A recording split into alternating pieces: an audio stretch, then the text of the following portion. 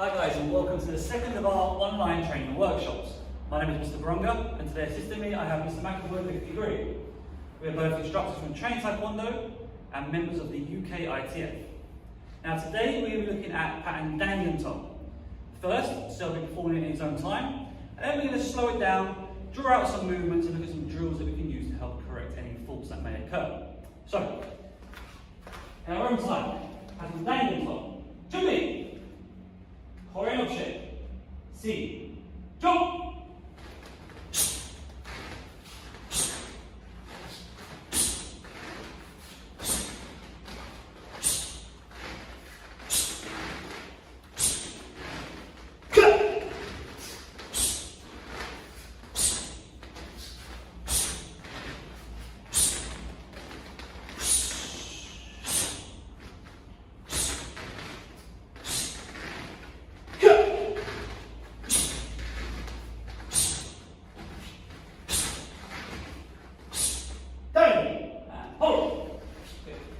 Shoulders.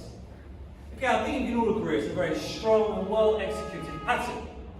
Now, what we are going to do is walk through the pattern a little bit slower now and pick out some movements which do cause some trouble and certain errors and faults can occur in. So, Jumbi. We're going to start off with the knife hand guarded block, Songkao Degi Maki. Ready? Now, when we often see this movement being performed, sometimes we have a circle on the arm or a drop down of the arm. It's important it must come from higher and travel through the body to shoulder level. Ready? Jumbi. Watch again. So first of all, nice on arms, and now throw both arms together through the movement. And although the front hand is the one doing the blocking, obviously our reaction hand is assisting with power and finishing the movement off. Ready again? Jumbi. Full power and good. Okay, we step forward and punch now. So unlike Chunji, all these punches are high section. There's 9 of them formed throughout the pattern. Ready, and around, nice hand guarding. Again, form to middle.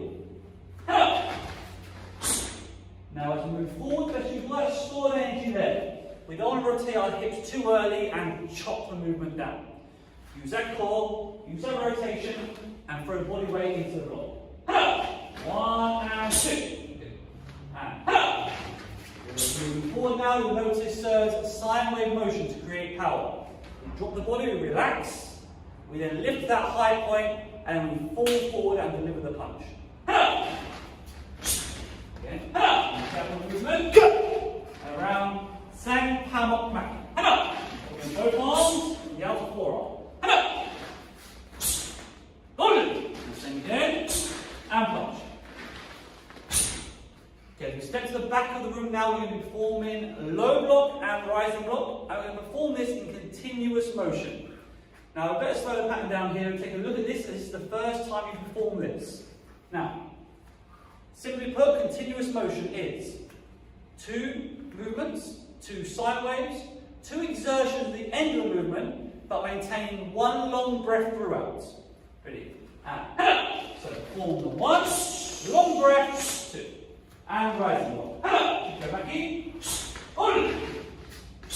Set.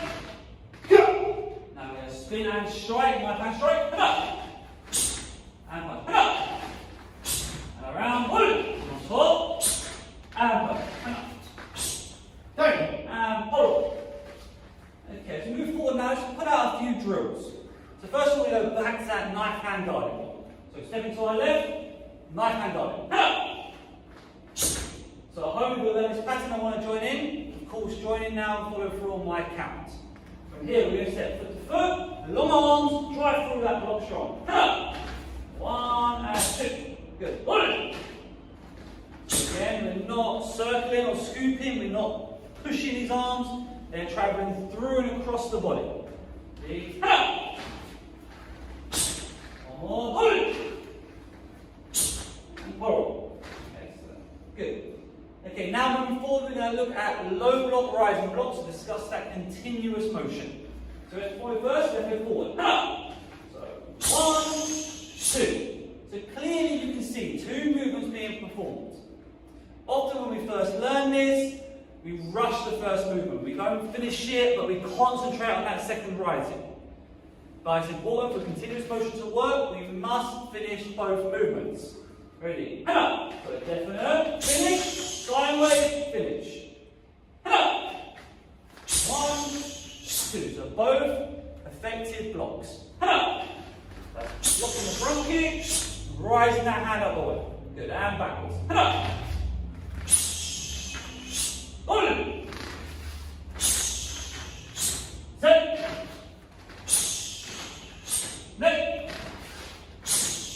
And from here, what we're going to do, we're going to step forward now, just perform Chukyo-maki rising block. And head up.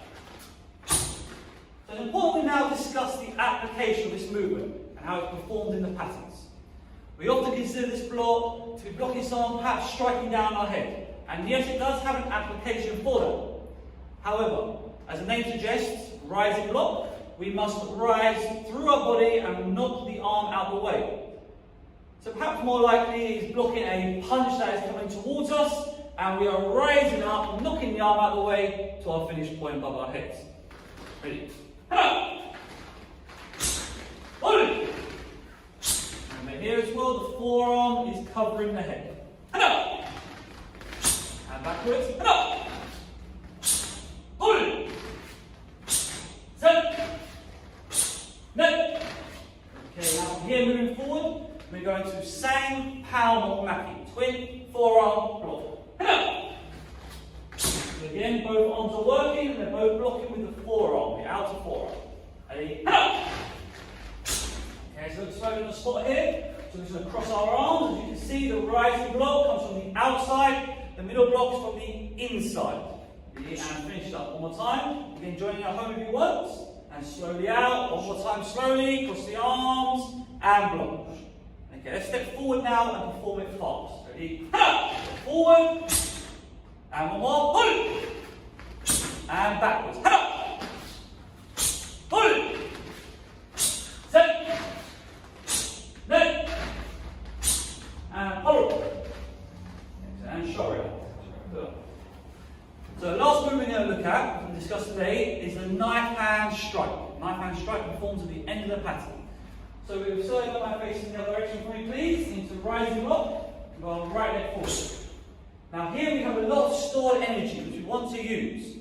Quite often, maybe for balance reasons, we see this happen. We turn halfway, we stop, and then we just strike out with the arm. Of course, I'm sure Sir, if he throws up his speed, he can find power. But when we then apply the body, the hip rotation, the swing into the movement, that power is obviously increased and becomes striking a lot harder. So, back to the rising block. One motion, one movement, one strong strike. Round, strike. And again, one more time. So what you may find is that we do, sometimes as we pick the speed up and the power up, we may begin to wobble or lose our balance. And that is fine. Of course, remember, Sir's been training for many, many years, competed internationally, at World Championships, so he had lots of chance to practice this movement. So, one more time, one spin, one strike, round. And stay there, that's what we're going to try and practice until we can finish in that good stance, that strong Ninja Sogi L stance. 70% of the back leg and 30% of the weight on the front. And one more time, strong spin round. Good. And up.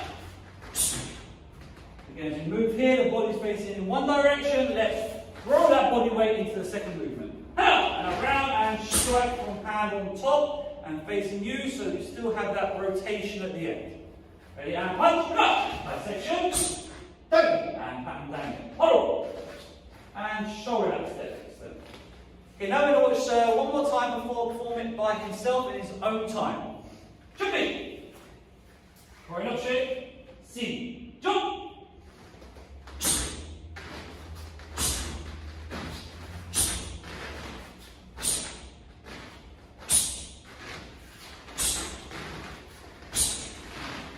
Go!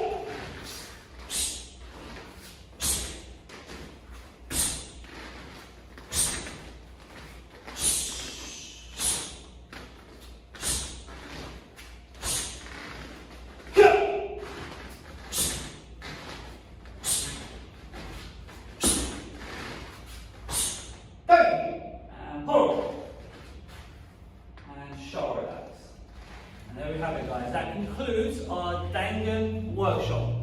On behalf of myself, Mr. McAvoy, we hope you enjoyed the workout and can't wait to have you at our next one where we discuss pattern Do Santo. But thank you. Au revoir.